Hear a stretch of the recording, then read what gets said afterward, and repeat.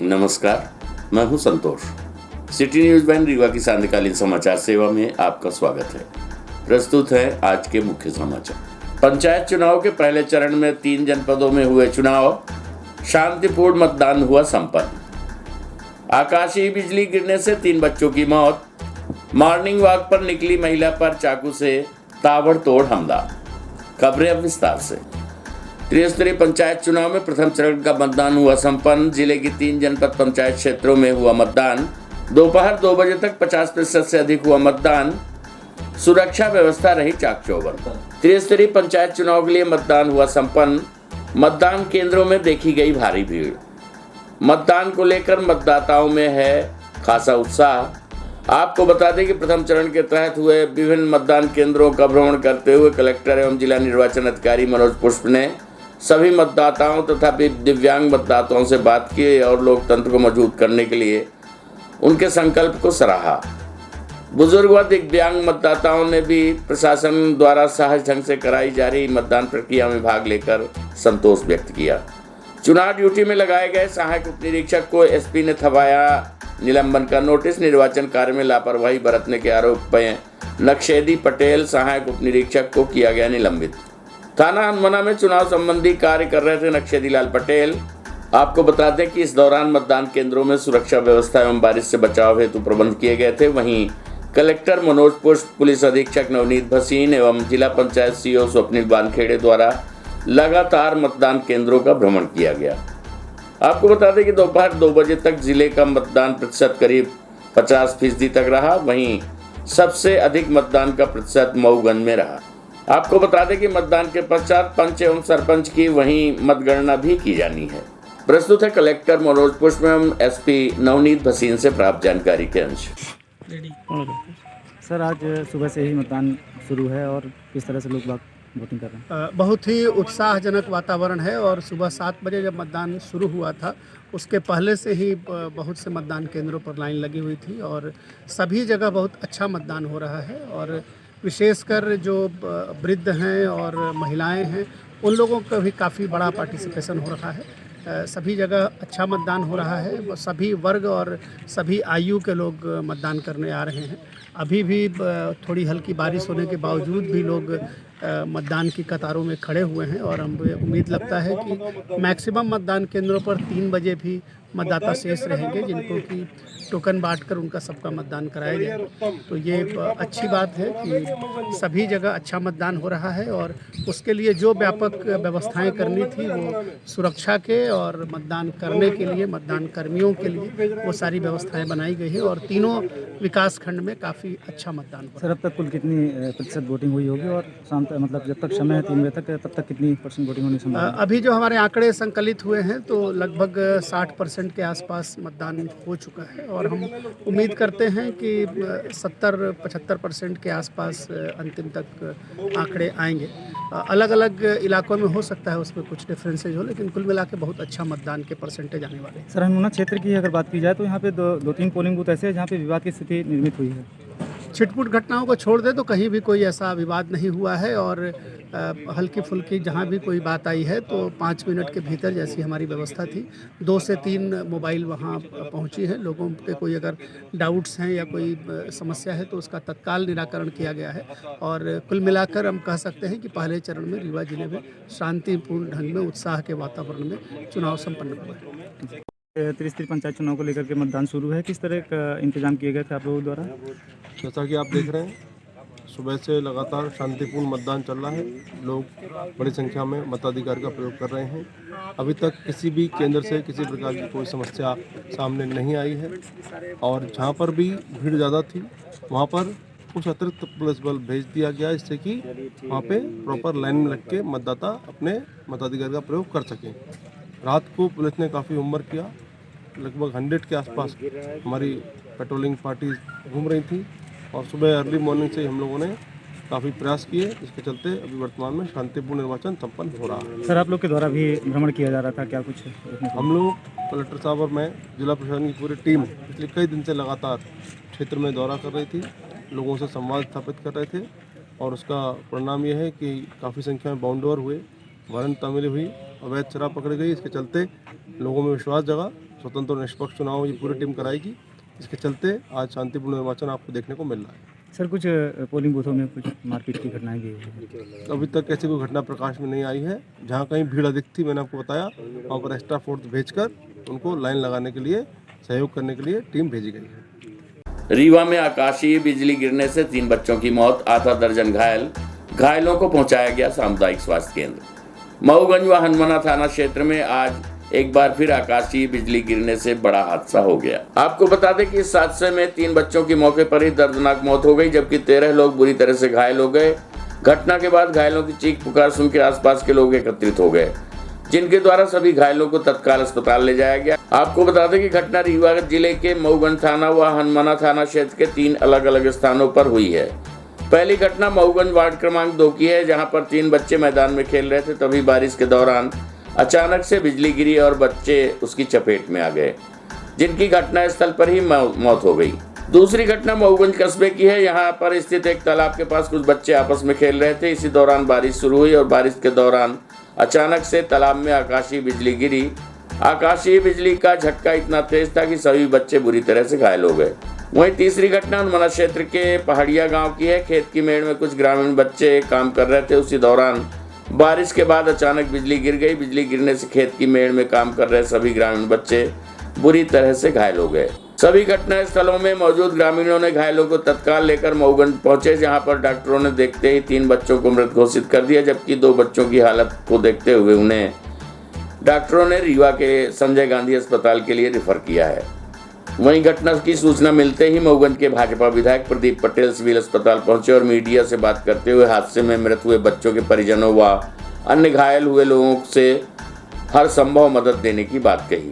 प्रस्तुत है प्राप्त जानकारी के अंश।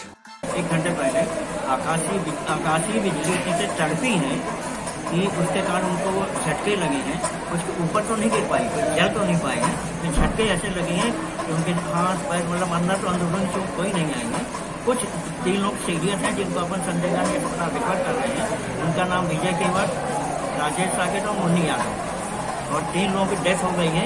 अब चूँकि मर्चुरी में शिफ्ट कर दिया गया है पोस्टमार्टम के लिए, उसको डिटेल जानकारी अभी पुलिस वालों के पास है। जैसे आता है हमारे पास पुलिस का फॉर्म, हम आपको जानकारी। टोटल कितने लोग घायल हैं? 11 घायल, 3 की मौत हुई है। जी, जो घायल है उनको लकवा की शिकायत ऐसा प्रतीत हो रहा है। 3 लोग हैं जिनको अपन संजय गांधी मेडिकल कॉलेज नहीं, जिनको जो घायल हैं उनको कहीं ना कहीं लकवे जैसी शिकायत ऐसी शिकायत तो नहीं, लकवे की नहीं है, दर्द है शरीर में, शारीरिक दर्द। वार्ड नंबर 2 में यहाँ बिजली गिरी है। अभी जब तेज पानी बिजली कड़की है वर्षा, इसमें 12 लोग उसमें फंसे चपेट में आ गए। लगभग बच्चे हैं, महिलाएं हैं। उन लोगों को जैसे सूचना मिली यहाँ है तो 3 लोग उसमें ऑन द स्पॉट खत्म हो गए थे। बाकी 2 थोड़ा सा सीरियस थे, बाकी सब स्टेबली है, स्वस्थ हैं। जैसे डॉक्टर से बातचीत हुई, उनका कहना है कि जो 2 हैं उनको अपन रेफर कर रहे हैं, वो भी डॉक्टरों के हिसाब से वो स्वस्थ है। क्योंकि बच्चे हैं, घबराहट है, उनको रेफर कर दिया गया। उम्मीद है कि वो स्वस्थ हो जाएगा। जिनकी मौत हुई है वो कौन थे? बच्चे थे या? बच्चे थे, 3 बच्चे थे, बच्चे थे तालाब के पास, वहीं पर से। एम्बुलेंस में व्यवस्था नहीं हो पा रही है कि एम्बुलेंस में 2-2, 3-3 पेशेंट लेके ले जाया जा रहा है? जल्दी होने के कारण ये एम्बुलेंस भेज दिया गया है, वरना एम्बुलेंस आ रही है। इतना समय देना ठीक नहीं था, इसलिए तत्काल भेज दिया। मृत परिवार के बच्चों को आप लोग की तरफ से क्या सहायता दी जाएगी? जो भी कंपनसेशन हो पूरा दिया जाएगा। SDM भी आए थे, SDOP भी आए थे, उनसे पूरी बात हुई, परिवार के परिजनों से भी उनकी भेंट कराएंगे और जो उनका कंपन। लेकिन मैं देख रहा हूँ 2.5 घंटे से एम्बुलेंस जो कि रीवा मऊगंज से रीवा ले जाने के लिए समुचित एम्बुलेंस नहीं। जब मैं विधायक था उस समय एक एम्बुलेंस अपने विधायक निधि से दिया हूँ, वही धक्का मार करके मैं अपने सामने स्वयं खड़ा होकर के उसको स्टार्ट कराया। और मैं समझता हूँ कि इस तरीके की व्यवस्था है जिसके कारण और बच्चों ने दम तोड़ा। और मैं ज़्यादा कुछ नहीं बोलना चाहता इस मुद्दे पर, सिर्फ यही कहना चाहता हूँ कि परिवारजन को ईश्वर सहन शक्ति दे और साथ ही जो घायल है वो स्वस्थ हो और मृतक आत्मा की शांति। एक ही एम्बुलेंस में 2-3 बच्चों को ले जाएंगे। अब यही तो मैं कहना चाहता हूँ कि इतने बच्चे घायल हुए, मात्र एक एम्बुलेंस जब मैं विधायक था 5 साल पूर्व, उसको मैंने खरीद करके दिया था वही एम्बुलेंस धक्का मार करके आज स्टार्ट हुई और वही उसी एम्बुलेंस से 3 बच्चे जा रहे हैं। ये बड़े दुर्भाग्य का विषय है। लोकार्पण और उद्घाटन के लिए मारामारी मची हुई कि मेरा नाम इस दीवार में लिख जाए। शायद अगर इसके लिए व्यवस्था की गई होती तो शायद ऐसी घटनाओं के लिए लाभ होता, इन गरीबों को कुछ लाभ नहीं। भाजपा विधायक भी पहुंचे थे बच्चों के बारे में मैं कुछ नहीं करना चाहता। हो सकता है लोकार्पण उद्घाटन की व्यवस्था देखी। मॉर्निंग वॉक पर निकली महिला पर चाकू से ताबड़तोड़ हमला। पति पत्नी निकले थे मॉर्निंग वॉक पर। घायल महिला का पति कलेक्टर बंगले में करता है ड्यूटी। जान टावर के पास हुई घटना। चाकू के 2 वार करने के बाद फरार हो गया आरोपी। आपको बता दें कि रीवा में एक बार फिर बेखौफ बदमाशों ने एक महिला के ऊपर चाकू से हमला कर दिया। महिला के ऊपर चाकू से 2 प्रहार किए। आपको बता दें कि रीवा में एक बार फिर बेखौफ बदमाशों ने एक महिला के ऊपर चाकू से हमला कर दिया। महिला के ऊपर चाकू से 2 प्रहार किए गए।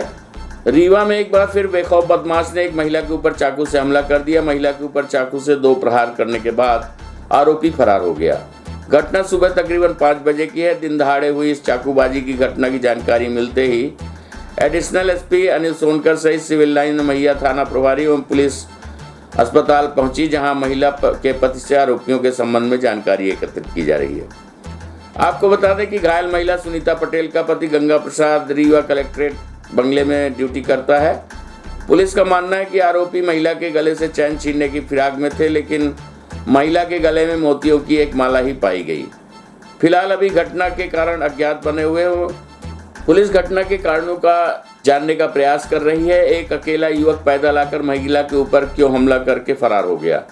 आपको बता दें कि सिविल लाइन कॉलोनी सहित मानस वन मार्ग में सुबह लोगों की काफी भीड़ रहती है। ऐसे में चाकूबाजी की घटना से लोगों में दहशत का माहौल है। प्रस्तुत है पीड़ित के पुत्र सहित एडिशनल एसपी अनिल सोनकर से प्राप्त जानकारी के अंश। धीरज पटेल। ये चाकू मारा गया कौन है आपकी? मम्मी है मेरी। कैसे घटना हुई है? हो गई डेली सुबह जैसे 5 बजे मॉर्निंग वॉक करने जाते हैं, तो क्या हुआ कि पापा कुछ दूर पीछे थे, मम्मी आगे थी, तो एक लड़का पीछे से पकड़ के खींचा है, तो देखी पीछे, तो वो जैसे पीछे मुड़ी है तो पीछे से लिया था कैंची वाला चाकू, तो मारा है पीछे, तो गिर गई वहीं पे। फिर जैसे गिर गई तो फिर पेट में मारा, मार के भाग गया। जैसे लोग पापा क्या करते हैं? पिताजी मेरे कलेक्टर साहब के यहाँ बंगले ड्यूटी में है। जी जी। किस पद पे है? पिताजी मेरे वृत्त पद पे।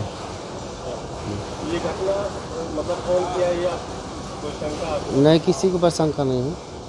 अभी अचानक हुई घटना। किसी इसके पहले भी कोई घटना हुई है क्या? नहीं। क्या नाम आपका? धीरज पटेल। चाकूबाजी घटना हुई है, कहाँ हुई है, कैसे हुई?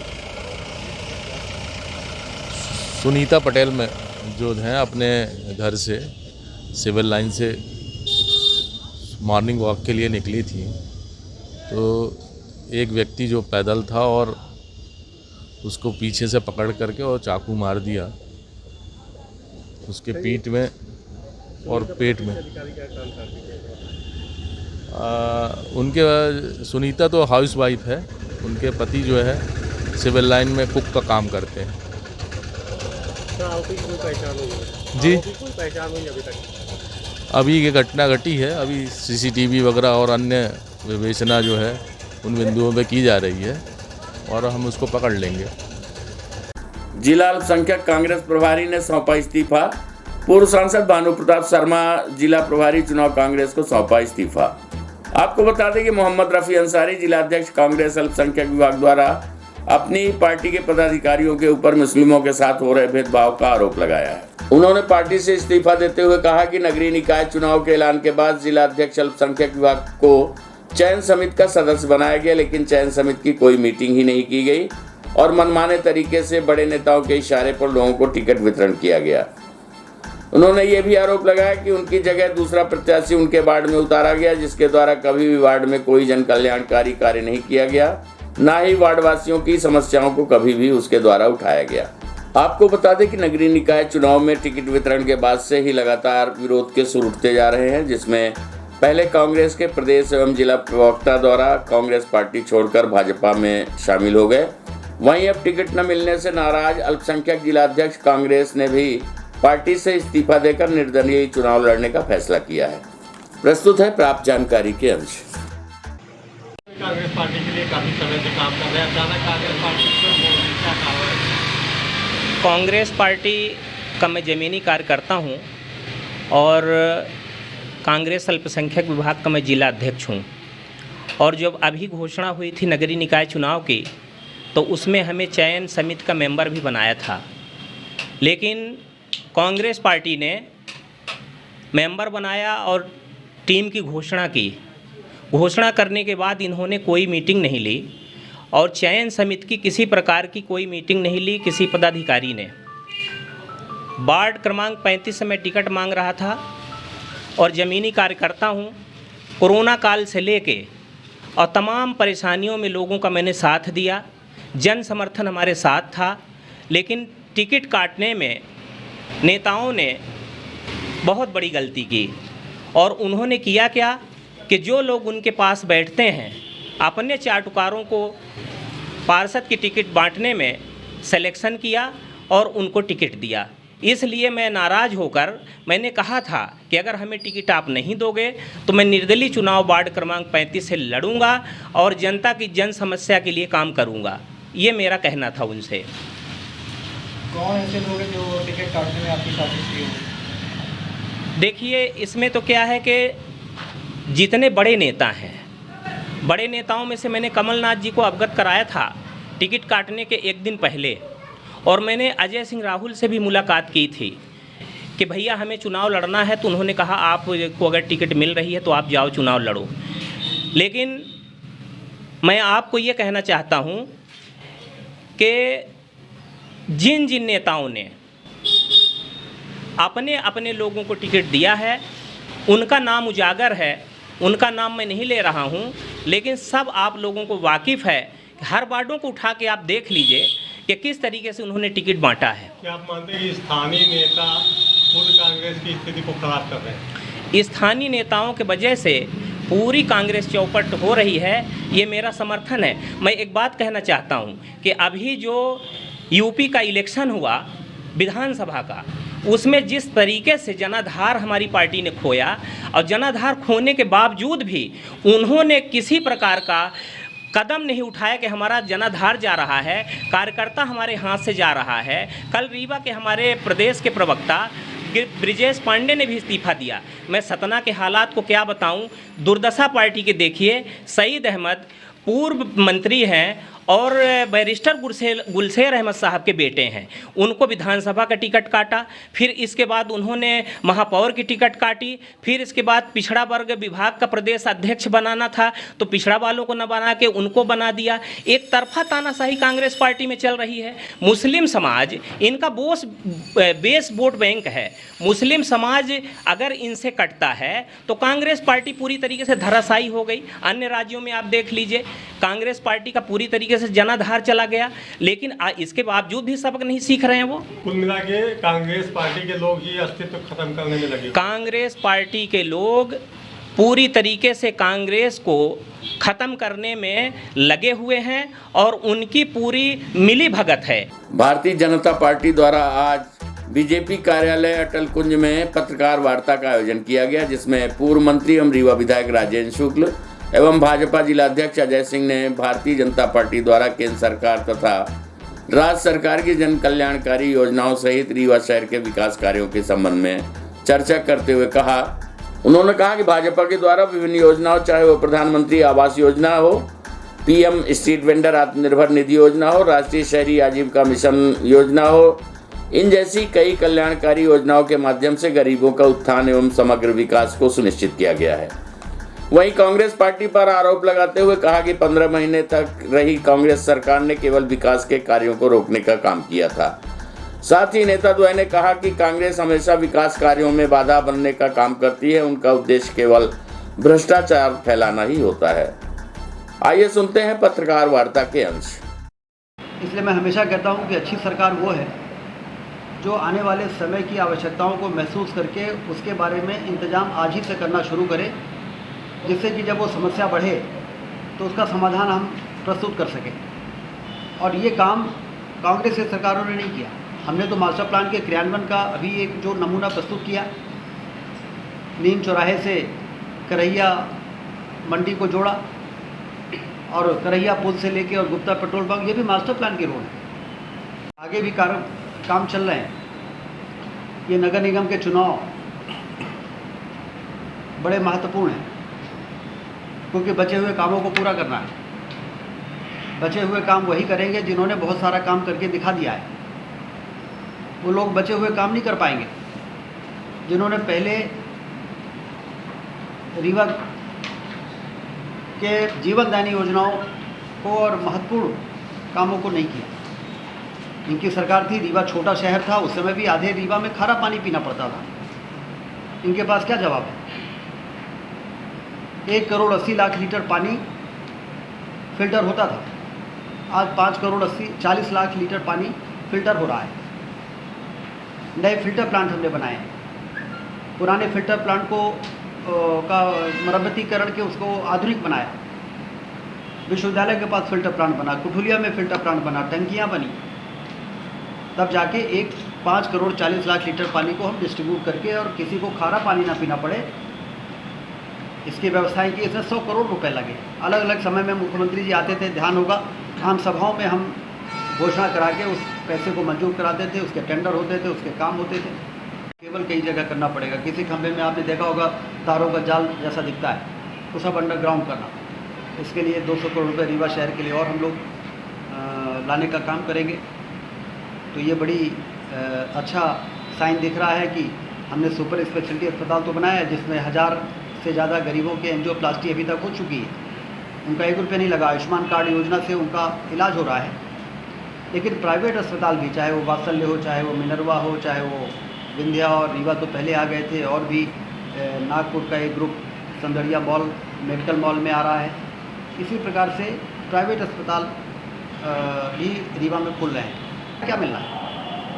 लेकिन विकास विरोधी सोच के चलते अच्छा होता हुआ काम इनको अच्छा नहीं लगता, ऐसे उसको रोको। इको टूरिज़्म पार्क बन रहा है यहाँ पर 15 एकड़ में, 10 एकड़ का टापू है, 5 एकड़ का है। ये टूरिज़्म को बढ़ाएगा। रिवर फ्रंट हम बना ही रहे हैं, विक्रमपुर से लेकर राजघाट तक, और उसके ऊपर इस टापू को विकसित हम निजी पूंजी निवेश से कर रहे हैं। इसमें कोई सरकार का 1 रुपया नहीं लग रहा। लेकिन गैर जानकारी के कारण जब पिछली बाढ़ में वो सस्पेंशन ब्रिज टूट गया था, तो लोगों ने कहा सरकार का पैसा बर्बाद कर दिया। अब उनको कौन बताए कि इसमें सरकार का 1 रुपया नहीं लगा है। इसमें उस निजी पूंजी निवेश करने वाली कंपनी का पैसा लगा है। यदि उन्होंने इंश्योरेंस कराया होगा तो पैसा मिल जाएगा, इंश्योरेंस नहीं कराया होगा तो पैसा नहीं मिलेगा। ये उनका नुकसान है, सरकार का नुकसान नहीं। उस योजना को बंद कर दिया। सरकार का पैसे से कोई चीज़ बन रही है, उसको आप बंद करो कि हमारे पास पैसा नहीं, समझ में आता है। लेकिन निजी पूंजी निवेश का तो वातावरण आजकल आप देखिए, प्रधानमंत्री जी इन्वेस्टर समिट कर रहे हैं, हमारे योगी जी इन्वेस्टर समिट कर रहे हैं, शिवराज सिंह जी इन्वेस्टर समिट कर रहे हैं। आओ हमारे यहाँ निवेश करो, चाहे मॉल बनाओ, चाहे हॉस्पिटल बनाओ, चाहे स्कूल बनाओ, चाहे पर्यटन के इको टूरिज्म पार्क बनाओ, चाहे इंडस्ट्री लगाओ। निवेश करोगे, लोगों को काम मिलेगा, मजदूरों को काम मिलेगा, गिट्टी बालू बिकेगी, उसमें लोगों को काम मिलेगा। उस काम को बंद करने का अपराध किया है इन लोगों ने। तो 15 महीने में इनकी सोच उभर के सामने आ गई। चलते हुए विकास को रोकना। एक ऐसे अधिकारी को नगर निगम में लाए जिसने इसकी नंबर 6 में जाके लोगों का जीना हराम कर दिया, नींद हराम कर दी। उसमें बात को बवंडर बना के इतना घोटाला उतना घोटाला। अब देखिए, आप सामने आ गया। कलेक्टर की रिपोर्ट में, नगरीय प्रशासन की रिपोर्ट में ये सामने आ चुका है कि वो जो भूमि है, उस भूमि का सुधार न्यास और नगर निगम ने पैसा नहीं दिया, इसलिए उस जमीन पर हमारा अधिकार नहीं है। इसको डिनोटिफाई करना उचित होगा। और प्रधानमंत्री जी ने भरे मंच से उसको घोषित कर दिया। ये सब ज़मीन जिसको हमने नोटिफाई किया लेकिन हम पैसा नहीं दे पाए, हमारा कोई अधिकार नहीं बनता है, हम उनका ज़मीन वापस करेंगे डिनोटिफाई करके। 500 घर के लोग हैं वो। लेकिन इसके बावजूद जो है तो हमारे रीवा नगर निगम को स्वच्छता प्रमाण पत्र नहीं मिल पा रहा है। उसका कारण क्या है? हम इंदौर की तरह पहले पायदान पर नहीं जा पा रहे। स्वच्छता के लिए अब वो बहुत दिन दूर नहीं है जब स्वच्छता के मामले में हम इंदौर को पीछे करेंगे। 4 बार से जब से हम जीत रहे हैं, हमें 52%, 51%, यही इतने वोट मिलते रहे और इस बार भी मिले। हमारे वोट नहीं घटे। बहुजन समाज पार्टी इतनी घट गई कि उसके वोट कांग्रेस से जुड़ गए, तो लोग गलतफहमी में आ गए, हमारे वोट। हाँ, बीजेपी में ज्वाइन कराया जा रहे हैं और सदस्यता ले रहे हैं। कहीं बीजेपी सेल लगा रही है, कांग्रेस छोड़ के भाग रहे हैं पार्टी? नहीं, कांग्रेस के पास ना तो नेता है, ना नीति है, उनकी ना कोई नीयत ही ठीक है। अब ये चीज़ें उजागर हो रही हैं और दूसरी ओर मोदी जी की रूप में वैश्विक नेतृत्व और उनकी नीतियाँ गरीबों के कल्याण, गरीबों का इतना भरोसा उनके प्रति बढ़ रहा है। अब कोरोना के काल में मुफ्त राशन देना कोई आसान काम है। 80 करोड़ लोगों को सशक्त होना देखना चाहते हैं, समृद्ध होना देखना चाहते हैं। वो लोग कांग्रेस में थे, लेकिन उनको लगा कि हाँ, तो इनकी नीयत, नेता और नीति दोनों ठीक नहीं है, मोदी जी से बेहतर कुछ हो नहीं सकता। देश हित में वो लोगों ने भाजपा से ज्वाइन हो रहे हैं, तो ये हम लोगों का स्वागत करते हैं। आज की खबरों में बस इतना ही। कल हम फिर हाजिर होंगे कुछ नई खबरों के साथ। तब तक के लिए हमें इजाजत दीजिए। नमस्कार।